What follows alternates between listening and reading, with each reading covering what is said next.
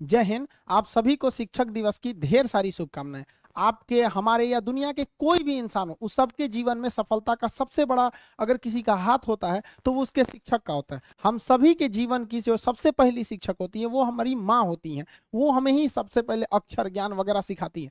सबके सफलताओं में शिक्षक का, अलग अलग शिक्षकों का हाथ होता है। वो नर्सरी से लेके हमें पूरे हायर एजुकेशन तक पढ़ाते हैं। आज के दिन हम अपने सभी शिक्षकों को हाथ जोड़कर नमन करते हैं, जिन्होंने हमको इतना पढ़ाया लिखाया, जो आज हमको काबिल बनाया। उन सभी शिक्षकों को हमको कहते हैं। बहुत सारे शिक्षक हमारे बीच हैं और हमारे बहुत सारे शिक्षक अब इस दुनिया में नहीं है। भगवान उन्हें स्वर्ग से भी ऊपर बैकुंठ धाम में स्थान दे, जिन्होंने बहुत ही लगन से, मेहनत से पढ़ाया था। वो दौर जब हम लोगों का था तो एक शिक्षक के प्रति बड़ा एक डर रहता था। जैसे स्कूल या कॉलेज के ग्राउंड में टीचर्स को देख लेते थे, डर जाते थे लोग। बट आज के वक्त में हम देख रहे हैं धीरे धीरे इस चीज का नैतिक पतन होते जा रहा है। भारत में शिक्षकों की या शिक्षा की बहुत पुरानी परंपरा, ये हमें विश्व गुरु कहा जाता है। अब आप कहेंगे सर ये विश्व गुरु का मतलब क्या होता है, ऐसे ही भारत को विश्व गुरु क्यों कहा जाता है? तो आप एक एग्जाम्पल से समझिए। हमारे तत्कालीन राष्ट्रपति उस समय के 94 में डॉक्टर शंकर दयाल शर्मा थे।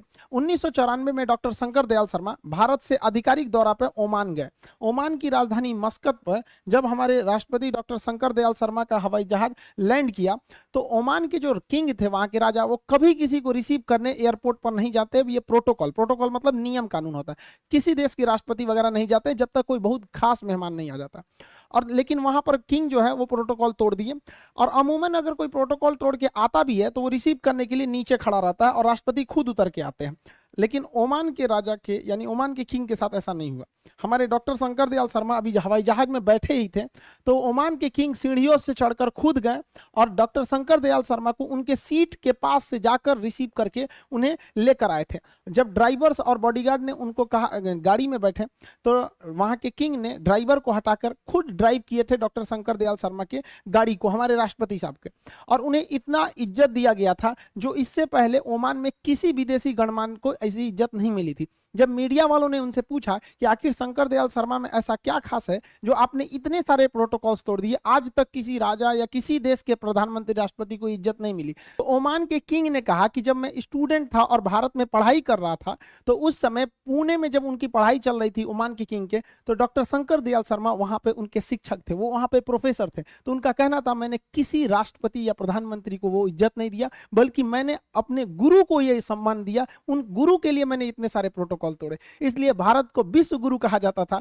प्राचीन काल से आज तक बहुत सारे लोग भारत में आते हैं, शिक्षा लेकर बड़े बड़े पोस्ट पर पहुंचे हैं। उसके बाद से अभी तक कई सारे राष्ट्रपति, प्रधानमंत्री अलग अलग देशों के ओमान में गए, लेकिन उन्हें जो प्रोटोकॉल के तहत ही एक सम्मान मिला, वो सम्मान आज तक किसी को ओमान के किंग द्वारा नहीं मिला जो हमारे शंकर दयाल शर्मा जी को मिला था। हमारे शिक्षक हमको एक टीचर के साथ साथ एक दोस्त, एक गार्जियन की भी भूमिका में रहे। हमारा लाइफ का सपना था कि हम फौज में जाए। हमने एग्जाम भी दिए थे, एनडीए वगैरह कई सारे डिफेंस के लिए, लेकिन मेरे साथ एक गड़बड़ी था कि मेरा हाथ टेढ़ा था, ये एंगल वगैरह बहुत ज्यादा मेरा हाथ टेढ़ा है, तो मेडिकली अनफिट होने की वजह से हमारा फाइनली सिलेक्शन नहीं हो सकता था। हम काफी फ्रस्ट्रेट हुए थे कि हम क्या कर सकते हैं। तो हमारे टीचर ने मजाक मजाक में कहा था कि तुम एक काम करो, तुम दूसरे को पढ़ाओ, तुम्हारा हाथ टेढ़ा है तो क्या हुआ, दूसरे का करियर सीधा कर दो।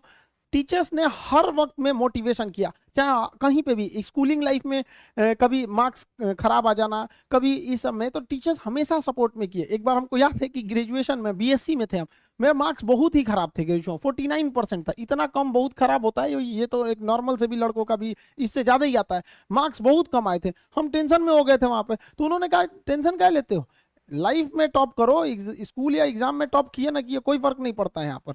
इसलिए किसी भी लाइफ की एंट्री भले खराब हो लेकिन एग्जिट एकदम तगड़ा होना चाहिए। आपका बचपना भले गरीबी में बीता हो लेकिन आपके माँ बाप की बुढ़ापा कभी गरीबी में नहीं बीतनी चाहिए। और लाइफ में ठोकर लगना तो बहुत जरूरी है, क्योंकि ताश में जोकर और जिंदगी में ठोकर कभी भी माहौल बदल सकते हैं। और बुरा वक्त से कभी घबराना नहीं चाहिए, क्योंकि बुरा वक्त ही बताता है कि लोग क्या थे और हम क्या समझ रहे थे। लाइफ में सबके साथ चैलेंजेस आते हैं, सबके जीवन में कठिनाइयां आती हैं। कठिनाइयों का आना एक पार्ट ऑफ लाइफ है और उससे जीत कर निकल जाना एक आर्ट ऑफ लाइफ है। सबके जीवन में संघर्ष आते हैं, हम लोग के समय में भी आए थे। बहुत सारे लोग ठग के चले गए, हमको तो इतना ज्यादा ठगा गया कि हम पटना केवल इसीलिए रुके कि हमको घर जाने का पैसा नहीं छोड़ा था। इस तरह से हमको यहाँ पर नोच लिया था लोगों ने। लेकिन हम धैर्य रखे, अपने टीचर से बात की तो उन्होंने काफी मधुर भाषा में बोला कि देखो बेटा, जीवन में किसी को ठगना पाप है, ठगा जाना कभी पाप नहीं है। तो तुम्हें कोई ठग रहा है तो ये उसकी गलती है, जीवन में तुम किसी को मत ठगना। क्योंकि हम किसी भी इंसान के सीसीटीवी कैमरे से बच सकते हैं, लेकिन जो ऊपर वाले ने सीसीटीवी कैमरा लगाया है उससे कोई नहीं बच सकता। इस देश में कुछ ऐसे लोग हैं ना जिनको अपने बारे में मतलब नहीं है, लेकिन दूसरे के बारे में टांग वो ज्यादा लगाएंगे। उन लोगों से कहते हैं भाई दूसरे के ऊपर पीएचडी करने से बेहतर है खुद के ऊपर ग्रेजुएशन कर लो, ज्यादा अच्छा रहेगा।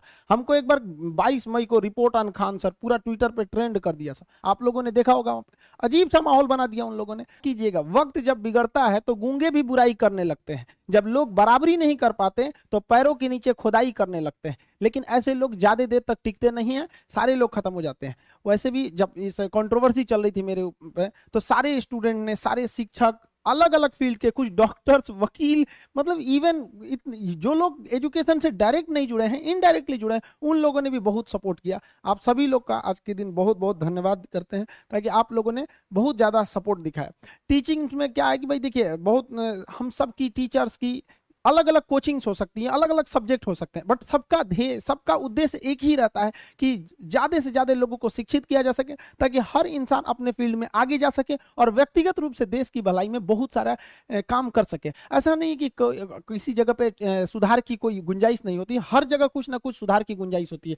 टीचिंग फील्ड में भी हमने एक चीज़ को देखा है कि मतलब टीचिंग्स में एक टीचर दूसरे टीचर, कुछ ऐसे नहीं, ऐसे 2-4% टीचिंग्स में देखे होंगे कि किसी दूसरे टीचर की बुराई करना, या वो ऐसा पढ़ा रहे हैं, ऐसा नहीं करना चाहिए किसी भी टीचर को, क्योंकि उसे इंडिविजुअल सोचना चाहिए कि इससे अगर वो किसी एक टीचर्स की बुराई कर रहा है तो इससे वो इंडिविजुअल नहीं रह जाता, फिर एक कैटेगरी। जब आप टीचर बोलते हैं तो एक समुदाय को वो दर्शाता है, तो ऐसा नहीं होना चाहिए। दूसरी, टीचर्स में आज के वक्त में क्या है कि वही पुराना स्टाइल है कि भाई किताब खोलें और पढ़ाने लगे, तो ये गलत है तरीका। टीचर्स के अंदर खुद सोचना चाहिए कि अगर वो लोग, कोई भी टीचर हो दुनिया में, कोई भी, अगर खुद से किताब सामने रखेगा तो एक सामने पढ़ने वाले स्टूडेंट का मोरल गिर जाएगा कि भाई टीचर्स ने खुद ही खुद किताब खोल रखा।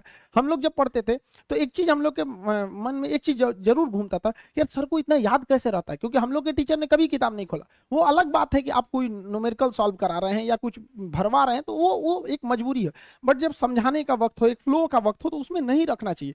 ये सही नहीं है, क्योंकि इससे स्टूडेंट्स का क्या होता है, मोरल डाउन होता है। और स्टूडेंट्स लोग को भी कहते हैं कि भाई आपको क्या है कि एक टीचर का लेवल ऊपर होता है, स्टूडेंट का नीचे।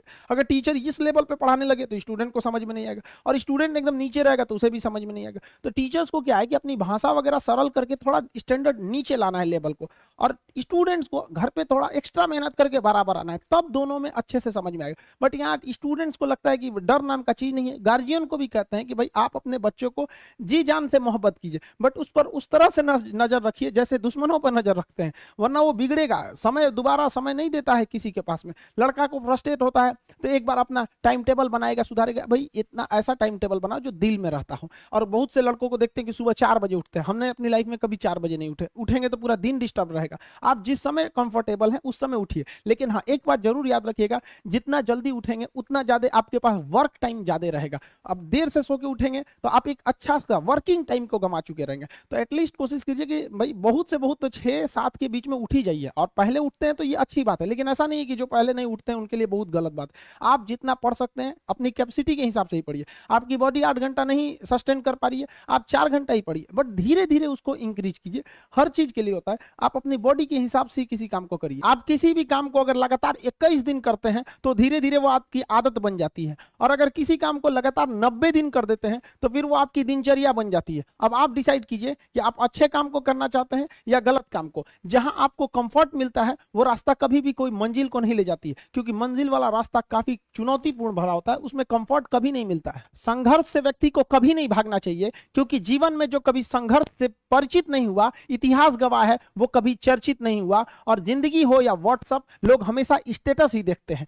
जीवन में संघर्ष का आना बहुत जरूरी है, क्योंकि फूलों की हिफाजत कांटे ही करते हैं, माली तो बहुत बाद में आता है। और रिकॉर्ड वो तोड़ते हैं जिनके रगों में खून नहीं बल्कि लक्ष्य पाने के लिए जुनून दौड़ता हो। याद रखिएगा, जिस समय आपका किस्मत साथ न दे, समझ जाइएगा कि आपकी मेहनत आपका साथ देगी। किस्मत एक लिफ्ट की तरह होती है, कभी भी धोखा दे सकती है, लेकिन जो मेहनत होती है वो सीढ़ियों की तरह होती है। चढ़ने में तो थकान देगी, लेकिन कभी आपका साथ नहीं छोड़ेगी, आपको अपने मंजिल तक पहुंचाएगी। और बुलंदी पे चढ़ने के बाद आपको घमंड नहीं बल्कि एक सुकून मिलेगा कि मेहनत जरूर किए लेकिन अपनी मंजिल तक जरूर पहुंचे। स्टूडेंट लाइफ की सबसे बड़ी खराबी किसी चीज को कल पे टाल देना। आज टीचर्स ने पढ़ाया, कल रिवाइज करेंगे, आज लिखे, कल इसको सॉल्व करेंगे।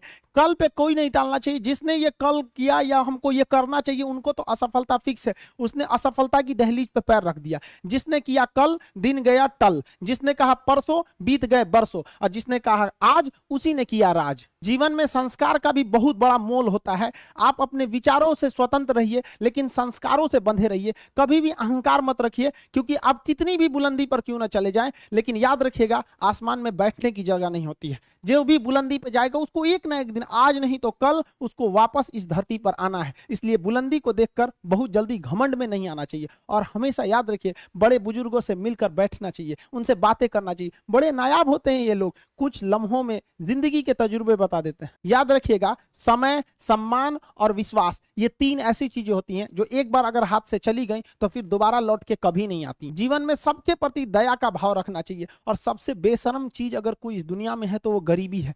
कमबख्त उम्र का भी ख्याल नहीं रखती है, और किसी के वक्त का मजाक मत उड़ाइएगा जनाब, ये वक्त है सबके चेहरे याद रखता है। सबके प्रति दया और आदर की भावना रखिएगा। कभी जानवर मिले तो उनके लिए भी 2 रोटी निकाल लीजिएगा, क्योंकि जनाब इन्हें नहीं पता है कि खाने के लिए पैसे देने पड़ते हैं। हम सब टीचर्स डे मनाते हैं, मदर डे, फादर डे, कई सारे डे को मनाते हैं। काश एक रोटी डे होता कि कम से कम उस दिन तो देश के गरीबों को भरपेट खाना मिल सकता था। ये जिंदगी है, इसे सीखना बड़ा मुश्किल होता है, क्योंकि जब तक ये समझ में आती है ये आधी खत्म हो चुकी रहती है। इस जिंदगी में आप चाहेंगे कुछ, मिलेगा कुछ, बनना कुछ और रहेगा। बहुत ही ज्यादा अनसर्टेनिटी होती है इस जिंदगी में। हर कदम पर हमें कुछ ठोकरें लगती हैं और हमें कुछ ना कुछ सीखने को मिलता है। अगर बात करेंगे इस साल की, तो टीचर ऑफ द ईयर, इस बार टीचर ऑफ द ईयर कहेंगे तो कोविड-19 को कहेंगे, क्योंकि इसने बहुत अच्छों को सिखा दिया कि वो क्या थे। चंद गज 2 गज जमीन में दफनाया गया उसे, जो करोड़ों का मालिक हुआ करता था। सबको समझ में आ गया कि पैसा धरा का धरा रह जाता है, इंसान कठपुतली है। इसलिए मिल बांट कर रहिए, जितनी जिंदगी है एक दूसरे से संपर्क में रहिए, एक दूसरे के दुख में सुख में भाग लीजिए। किसी के सुख में जाइए या ना जाइए, लेकिन दुख में जरूर साथ दीजिए, क्योंकि अपने वो नहीं होते हैं जो तस्वीर में साथ हों, अपने वो होते हैं जो तकलीफ में साथ देते हैं। इस बार इस कोरोना ने बहुत सारे लोगों को, अपनों को खोया है। शायद ही कोई ऐसा गांव होगा जहां अपनों ने नहीं, अपने किसी अपनों को नहीं गंवाया हो। तो उन सब की आत्मा को भगवान शांति दे, उनके परिवार के लोगों को यह हिम्मत दे कि वो इस दुख की घड़ी को निपट सके, इससे जल्दी से बाहर आ सके। और जितने लोग हैं जो अभी कोरोना भी पूरी तरह से खत्म नहीं हुआ है, वैक्सीनेशन को बहुत तेजी से करें, ताकि ये जनजीवन पूरी तरह से अपनी पटरी पर आ पाए। देखिए बहुत सारे लोगों का कहना है कि कोरोना ने उनका बिजनेस बर्बाद कर दिया, उनका आय का साधन बर्बाद कर दिया, परिवार उजाड़ दिया। हम इस बात को मानते हैं, लेकिन याद रखिएगा जिसके पास करने के लिए कुछ नहीं होता है उसे हराना असंभव होता है। अब याद रखिए, अब आपको जिनको ने बहुत ज्यादा संघर्ष देखा उन्हें हराना मुश्किल होता है, क्योंकि झूला अगर बहुत पीछे जाता है तो याद रखिएगा वो बहुत आगे का भी सफर करता है। इसलिए जिंदगी से, संघर्ष से सीखना रहना चाहिए, भागना नहीं चाहिए। आप सब देश के किसी भी कोने में रहे, हमेशा एक दूसरे का साथ दे, अपने गुरु का हाथ पकड़ के चले। जीवन में किसी के पैर पकड़ने की जरूरत नहीं पड़ेगी। देश के सारे स्टूडेंट्स को मेरे दिल से ढेर सारी शुभकामनाएं। उन्हें जल्दी से जल्दी भगवान सफल करें, और अपने माँ बाप का सपना लेकर, वो जिस सपने को लेकर वो आगे बढ़े, जल्दी से जल्दी वो सपना पूरा करें, ताकि माँ बाप का भी सीना गर्व से चौड़ा हो सके। हम लोग अब रेगुलर क्लास करते रहेंगे, मंडे से हर एक क्लास अपने टाइम पर लाइव चलते रहेगा। मिलेंगे नेक्स्ट क्लास में। जय हिंद।